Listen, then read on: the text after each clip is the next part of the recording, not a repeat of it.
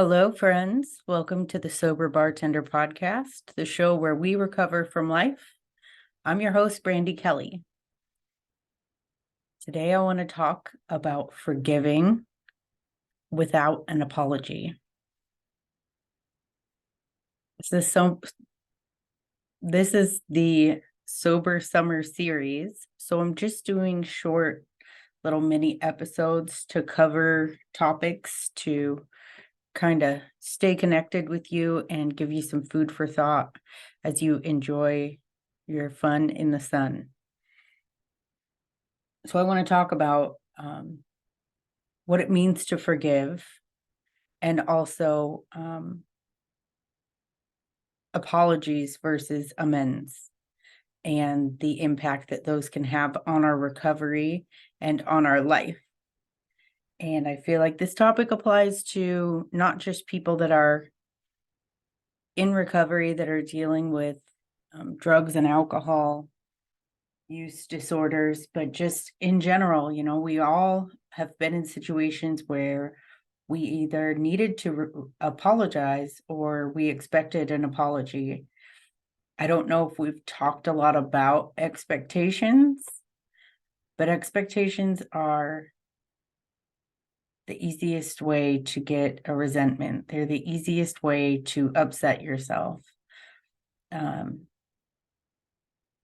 When I was in 12-step recovery and I made my first round of amends, one of the main things that I recognized is that I was upset with people for not meeting my expectations. So in reality, I really upset myself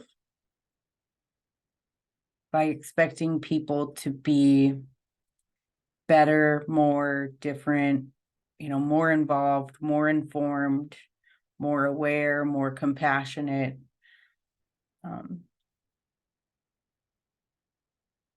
And in recognizing these things, I saw where I needed to be those things also. But it also helped me to meet people where they're at and to really recognize whether I could love them where they're at or whether I needed to take a step back. So, forgive. So the dictionary definition of forgive is to stop feeling angry or resentful towards someone for an offense, flaw, or mistake.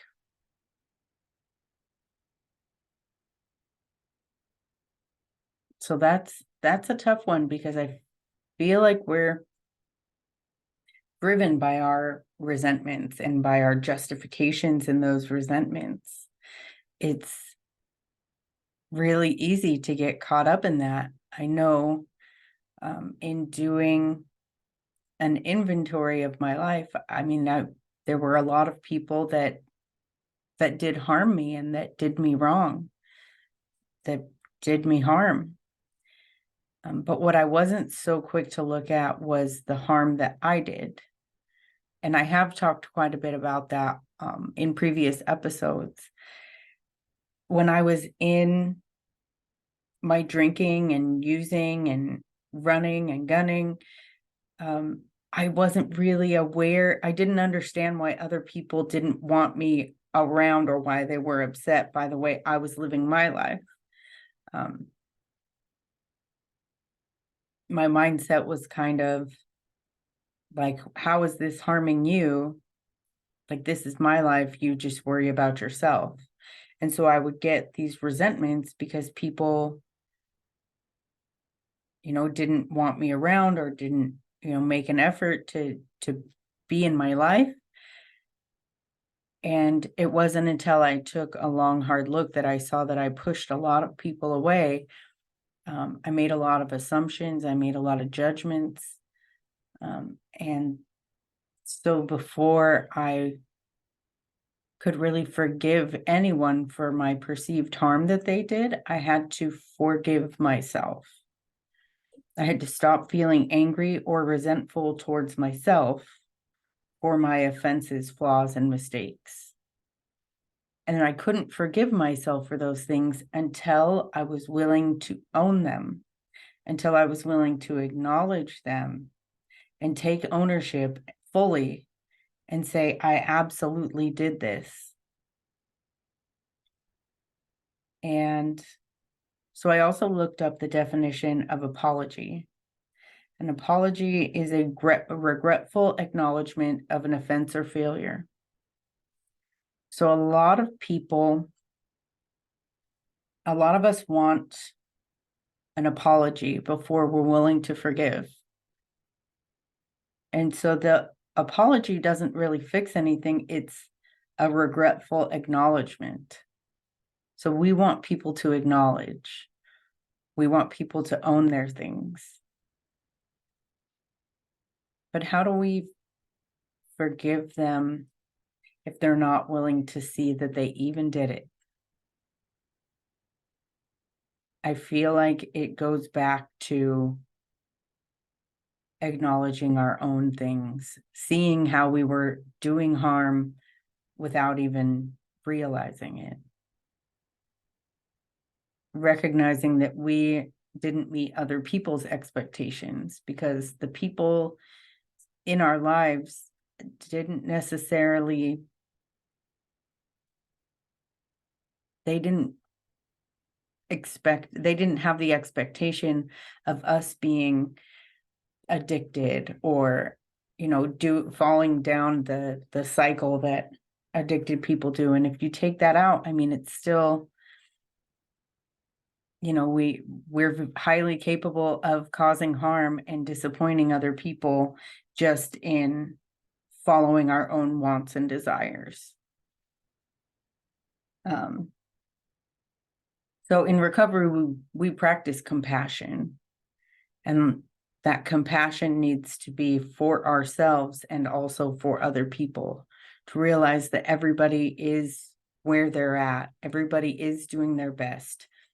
I say this often, sometimes their best sucks, but we don't get to decide what their best looks like at any given moment. And I'm going to just read out of the Recovery Dharma book briefly. We went over this last night and it really hit home for me, which is why I wanted to bring it up as topic today. The way we choose to practice compassion in recovery is by being accountable when our actions hurt someone, and by acknowledging this hurt without blame or shame, defensiveness, or justification. Now that's an interesting one. That really brought up some feelings in me to where I went, yeah, yes, I hurt my dad, but also, but that's my defensiveness. That's my justification.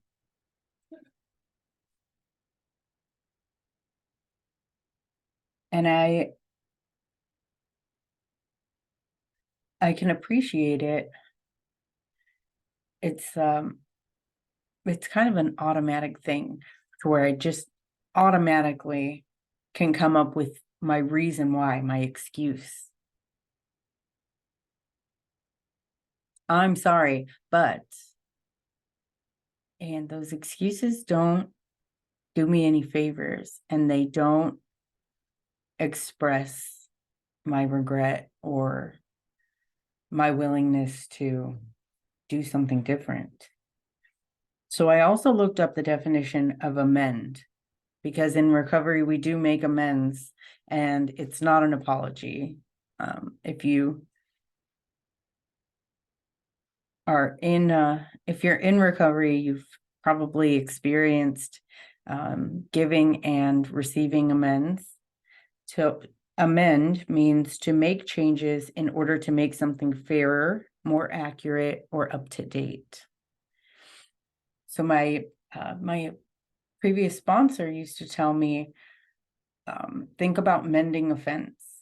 Like, you've broken the fence, and you can't make the fence the way that it was before because it's broken.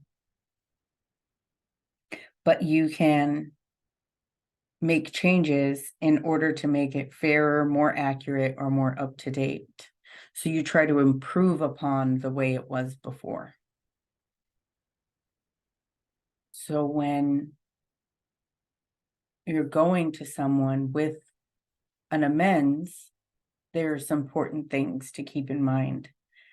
And that's to do your very best to keep your expectations completely out of it. So going and making amends because you want your family back together, because you want your son in your life, you want your kids in your life, because you want something back. That's not how it works. It's to make it right.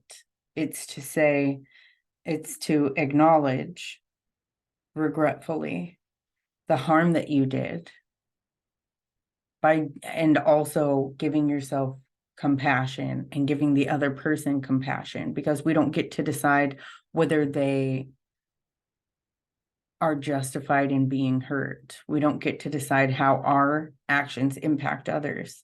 But when we are making an amends, that's when we're acknowledging the wrong that we did.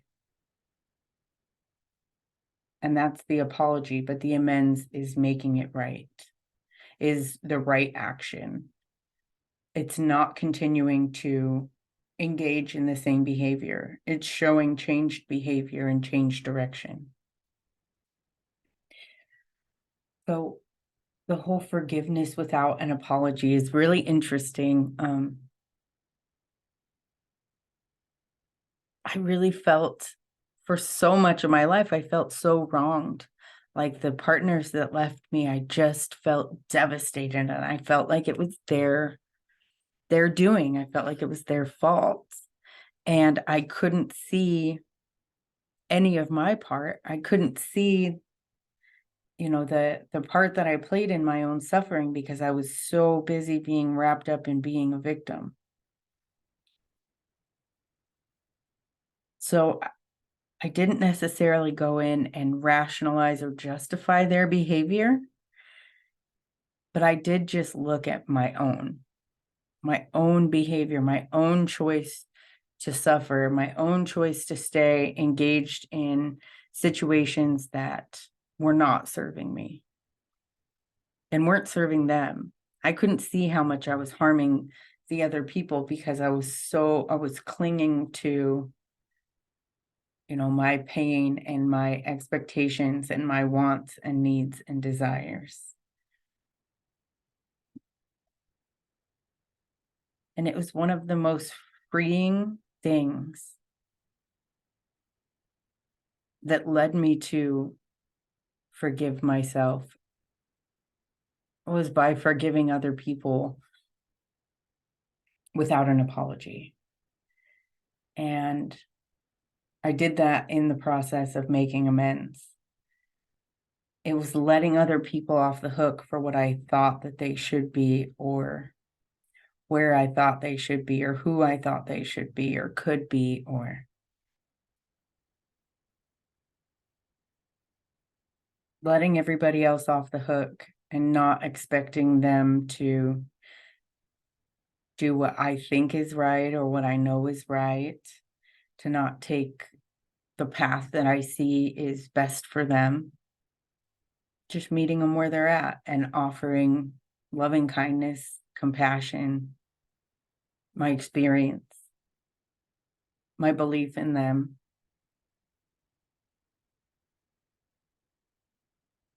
It's so freeing. I hear people get really, really wrapped up in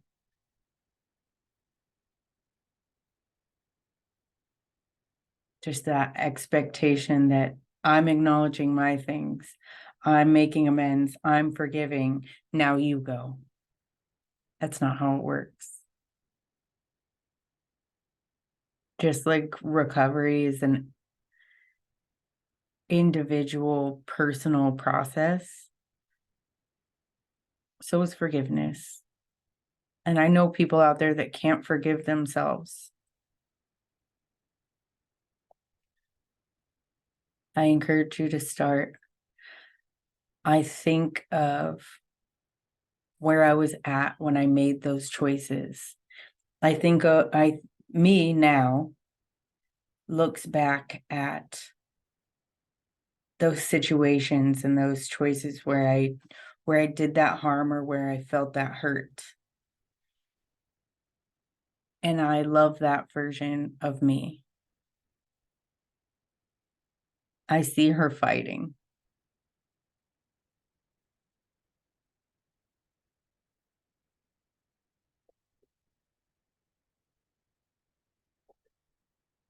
I wish that it didn't take being so raveled up and mixed up in all the thoughts and the feelings and the beliefs and the stories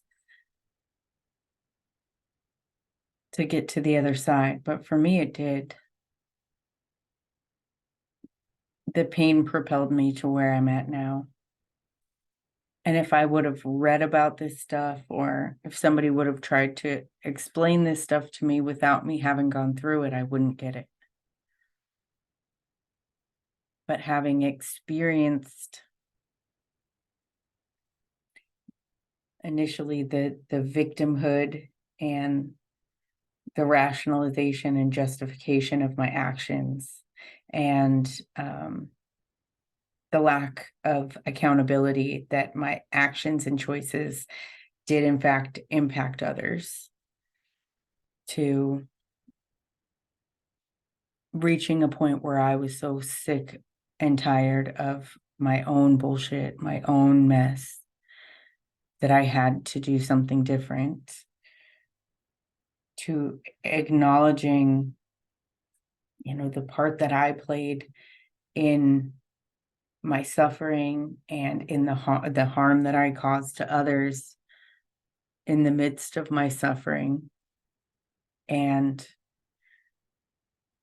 the going back and loving and forgiving myself for the harm that I did to myself and others, and the acknowledging to myself and others, and the apology to myself and others, and ultimately the amends, the right action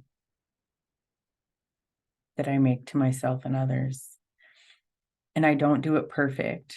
There are still relationships, like family relationships, that were severed. There are still friendships that are severed that I genuinely miss. And I no longer look back and go, I wonder why she's not in my life. I look at it and go, I need to take a good look at what I did there and forgive myself and forgive the person that cut me out of their life, and live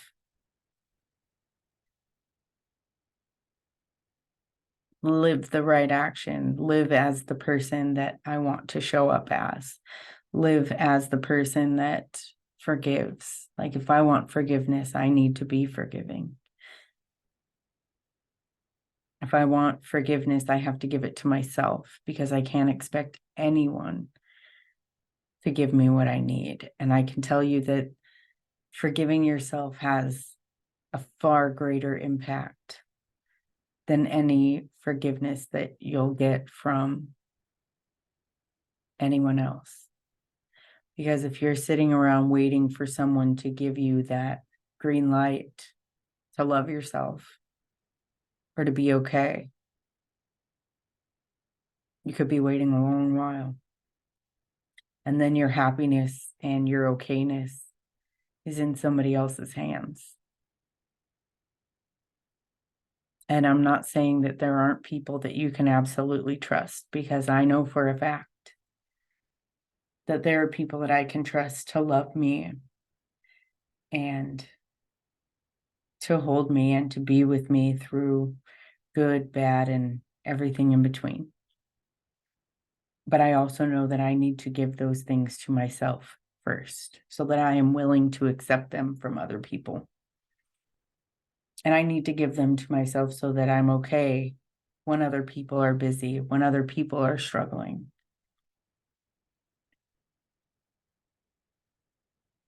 This stuff isn't rocket science, but it's definitely not easy.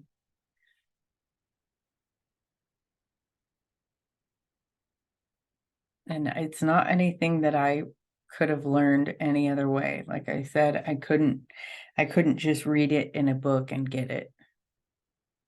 I had to live my way into the knowledge that I'm receiving.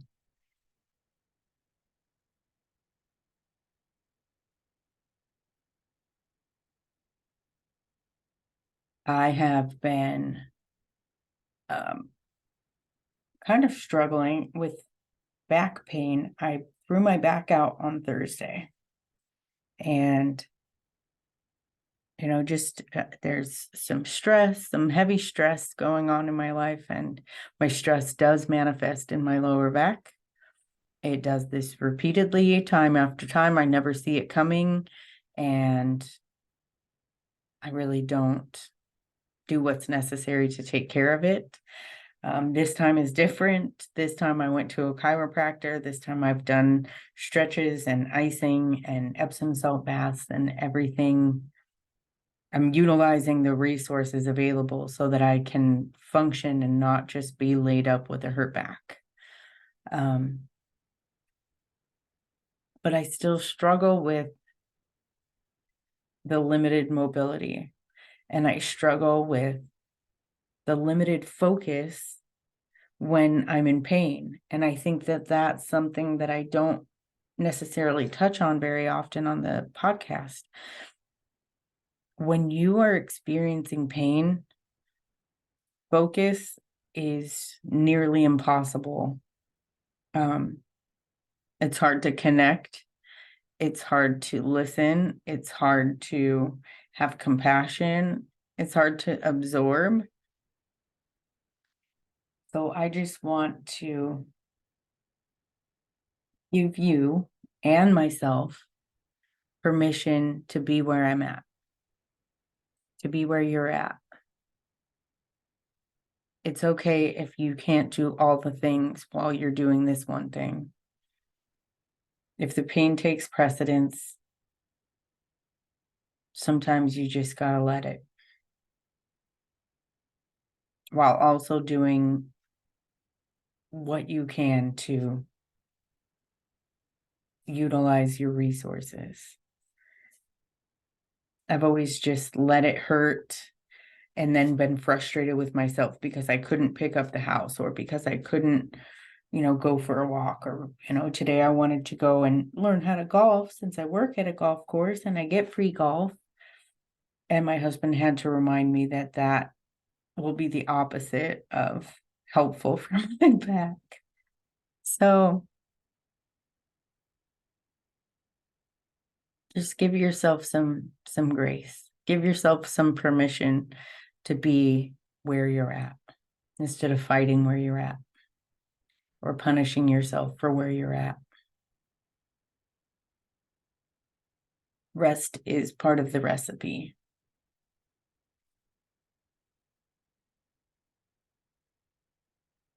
So if there's anybody out there who is waiting for an apology or has an apology to give, I'm thinking of you today. And I hope that what I offered here can contribute to your process in some way. And if you have any questions, or if there's anything that wasn't clear, I implore you, please reach out. The Sober Bartender Facebook group, the Sober Bartender podcast on Instagram, or Brandi Kelly on Facebook. If you shoot me a message, I would love to walk or talk anybody through this process.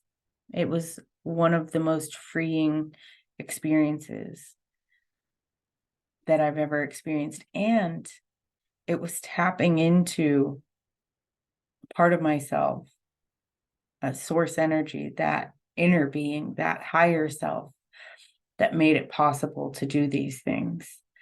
Because the logical, rational thinking me and the emotional me were not capable of forgiving. They had too many reasons to hold on to the pain. And so it was trusting that inner voice that said, it's okay to let go of this. It's okay to set this down. It's okay to give this up and never pick it back up again. And I tapped into that and I breathed into that and I did things that I could not have done without that inner voice, without that God consciousness, without trusting it, without the faith that I was going to be okay no matter what. Because there's a lot of fear in apologizing and in making amends and in forgiving. Because if I forgive myself, then does that wipe my slate clean? Don't I have penance to pay? You know, we're conditioned to believe that we need to punish ourselves to show how sorry we are, or that we need to punish others so that they're aware of the hurt that they caused. Because if we let it go, then we're letting them off the hook. Now I'm here to tell you that that doesn't have to be the case for you. That doesn't have to be your story if you don't want it to be. The resentment is really heavy, and so is guilt. And if you can release those things and then fill them with loving kindness and with compassion,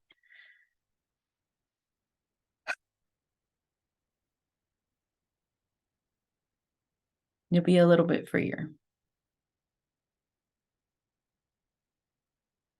I love you guys. I thank you so much for listening. I hope you're enjoying your summer. I hope you feel loved and guided and safe and connected. And I will talk to you guys next Wednesday.